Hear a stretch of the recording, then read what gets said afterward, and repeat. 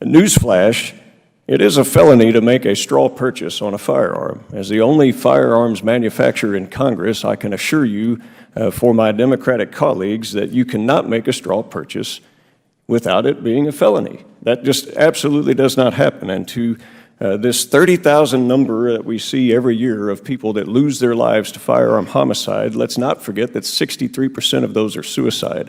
Let's have the debate, but let's use real facts, let's use real discussions, and let's quit hampering this hearing on things that need to be addressed in a separate way. And I would welcome and champion anyone you want to put up on that issue. And with that, Mr. Chairman, I yield back. My friend from Oklahoma said something that caused me to kind of divert my thinking a little bit, and I want to, first of all, tell my friend from Oklahoma, thank you for your service to our country well before you ever came to Congress. You mentioned straw purchasers, and of course a straw purchaser is someone who purchases a firearm on behalf of someone who's been prohibited. And then that kind of got me thinking, well, I wonder how long the list of prohibited persons is. And I was wondering, for my friend from Oklahoma, it's already, I believe, against the law for persons who have been convicted of felons to purchase firearms and ammunition. Is that right?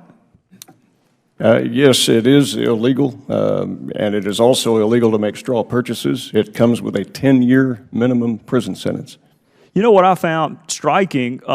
There's actually a pretty long list of people who can't purchase firearms, any kind of firearm or ammunition. Those who use controlled substances, those who have been court-martialed, those that are not here legally, those that have overstayed visas, those that are subject to a restraining order in a domestic violence case, they already can't possess firearms, any kind of firearm.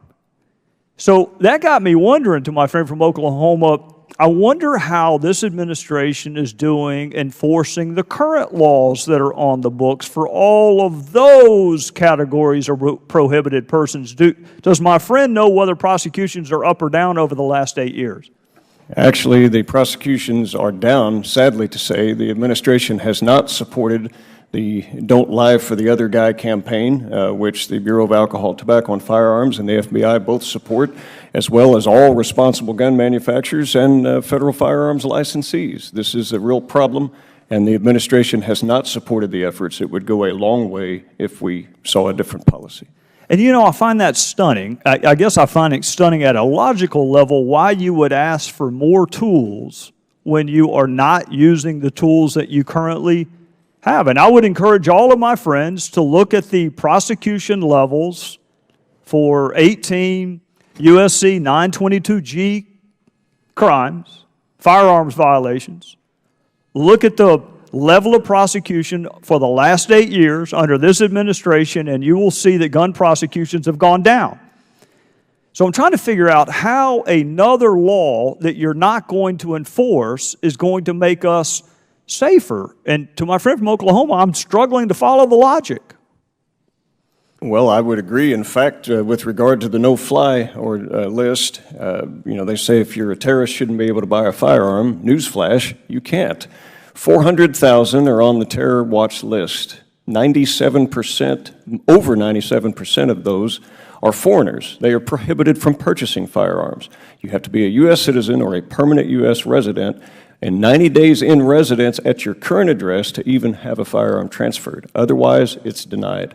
So there is a lot of bad information. Of the 3% that remains, a fraction of that ends up being on the no-fly list, and of that, it will trigger what they call a federal prohibitor, likely going to be denied or delayed at a minimum, and the FBI is notified for further investigation. This is tantamount to like saying, well, we need to stop murder.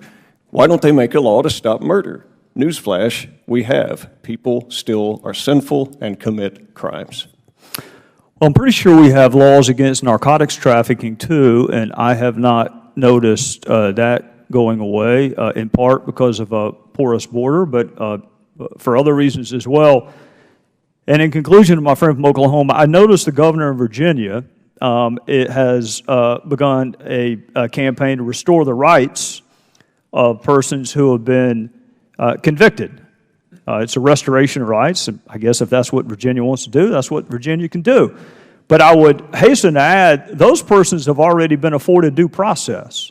They were convicted They were either convicted by a jury of their peers or they stood in front of a judge and admitted that there was proof beyond a reasonable doubt on every element of the crime. So they've already been afforded due process, and yet the governor of Virginia wants to restore their rights.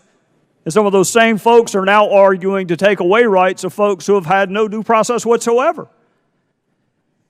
Can the gentleman in Oklahoma help me understand that? It is hard to fathom, I would think, in cases where you have legitimate pardons by a governor and evidence has been brought to bear that obviously we would have constitutional rights restored. Apart from that, I think that is going down the wrong path. It's also worth noting that in our gun violence that we see in actual murders with firearms, they've decreased 9% since 2010.